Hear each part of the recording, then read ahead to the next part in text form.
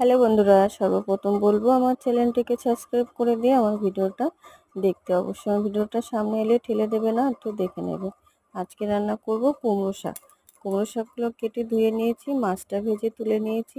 ওই মাছ ভেজে তেলে আমি কালো জিরে আর শুকনো লঙ্কা ফোড়ন দেবো। তারপরে আমি রসুনগুলো থেতো করে নিয়েছি।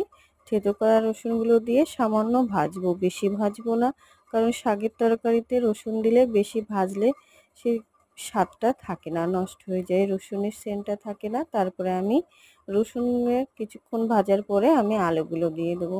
আলুগুলো একটু লাল লাল করে লবণ হলুদ দিয়ে আমি ভেজে নেব। তারপরে দেখো 5-6টা কাঁচা লঙ্কা চিড়ে দিলাম। তারপরে ধুয়ে রাখা কুমড়ো শাকগুলো দিয়ে জাস্ট কিছু সময় 2-1 মিনিট নাড়িয়ে নেব। বেশি কুমড়ো শাক দেওয়ার পরে আমি বেশি ভাজবো না, কারণ ভাজলে সেই শাকের গুণগত মানটা নষ্ট হয়ে যাবে। আমাদের টেস্টি খাবারের সাথে সাথেও ভাবতে হবে তার গুণগত মানটা যাতে বজিয়ে থাকে। এবার গরম জল দিয়ে আমি তার ভিতরে সামান্য একটু জিরে গুঁড়ো দিয়ে দেব।